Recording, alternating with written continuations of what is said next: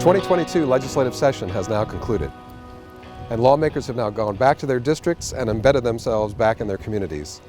And most of us will face the voters again this fall. Hi, I'm Representative Roger Goodman, coming to you from the State Capitol building in Olympia with the Japanese cherry blossoms behind me. And I'm here to review the accomplishments of the 2022 legislative session. Because of the COVID pandemic, most of this two-year legislative session was conducted entirely remotely. Although at the end of this year, almost 50 members of the House did return to serve in person, a sign that the COVID pandemic is finally waning. I want to highlight four major policy areas that the legislature focused on this year: housing and homelessness, education, environmental protection, and public safety. Homelessness and lack of affordable housing are at crisis proportions in Washington state, and the economic downturn in the wake of the pandemic has exacerbated the problem. In response, we have invested hundreds of millions of dollars to keep people housed, including $160 million for utility assistance, $45 million for rental assistance, and $100 million for homelessness services. We've also allocated almost $500 million for new housing, including $300 million for rapid capital acquisition to buy vacant hotels and turn them into permanent supportive housing. In addition, $60 million for permanent supportive housing and $113 million for the Housing Trust Fund.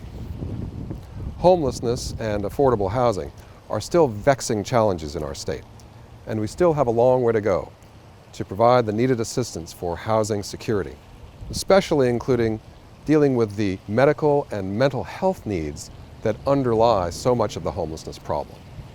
Public education is our paramount duty, and we devote more than half of our total budget to the public schools. During the pandemic, students and families suffered tremendously, and schools and teachers did a heroic job to adapt to an almost impossible situation. As we emerge from the pandemic, it's very clear that our students' mental health needs are our top priority. There already was a mental health crisis with our students, and now it has only gotten worse. In response, we will be providing, for the next 3 years, $640 million to put nurses and mental health counselors in every school. The research is clear that when there is a nurse in a school, it's actually linked to better student performance. And as far as counselors are concerned, we're not talking about counselors that help your student get into college. We're talking about counselors trained in mental health who help deal with the underlying problems affecting student academic achievement. Parental involvement is critical for a student's success. We passed House Bill 1153 to provide access to information in native languages to ensure that there's culturally responsive family engagement for students.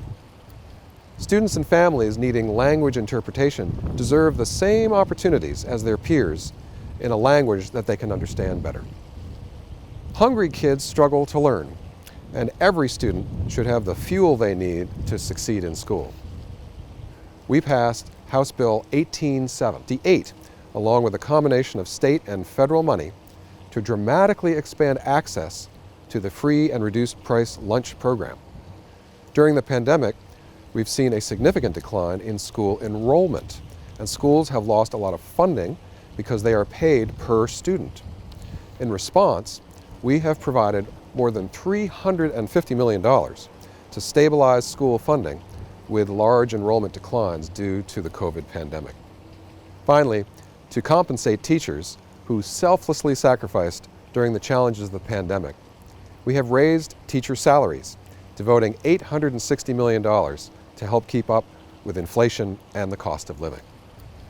For higher education, we passed legislation to set up a new state-level college loan program with only a 1% interest rate to ease the crushing burden of student debt. Environmental protection, particularly addressing the climate crisis, remains a top priority for us.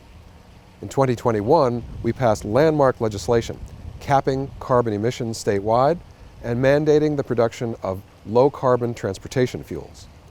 This year, we followed up with further legislation to limit carbon emissions, including House Bill 1619 to expand energy efficiency standards to a greater range of household appliances to reduce greenhouse gas pollution, water use, and costs for Washington families. We also passed House Bill 1663 to require large municipal landfills to install and operate gas collection and control systems to capture methane and prevent it from getting into the atmosphere. Methane is a much more potent greenhouse gas than carbon dioxide, and most of it comes from our sanitary landfills. I serve as chair of the House Public Safety Committee, and last year I oversaw the enactment and implementation of a broad package of police accountability reforms. This year, we clarified and refined those laws to make sure that police can do their jobs effectively, especially when dealing with mental health crisis, protecting vulnerable children, using less lethal alternatives to force, and making sure that they can detain criminal suspects. To that effect, we passed a number of bills, including House Bill 1719, which clarifies how police should use less lethal ammunition, such as beanbag rounds and foam projectiles. House Bill 1735, that ensures that police officers have the legal certainty they need to assist other first responders with mental health and other so-called community caretaking calls. And finally, House Bill 2037, a bill I sponsored that gives police clear authority to detain criminal suspects who attempt to flee the scene.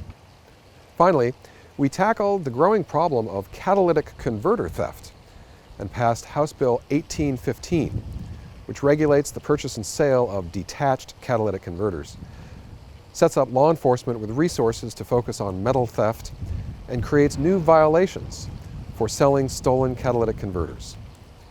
This is a complex problem, but we're confident that this legislation will help stem the tide of catalytic converter theft. The legislature has accomplished so much in the last 2 years, and we're fortunate to have resources to make major investments in our communities. We have a very strong economy with a booming high-tech sector, a lot of home sales, and an infusion of a huge amount of federal money. We are doing so much better than most other states, striving to maintain and improve our very high quality of life. Thanks for watching, and thanks for your interest in important matters of public policy. I hope you and your family are staying healthy and safe. Thanks again.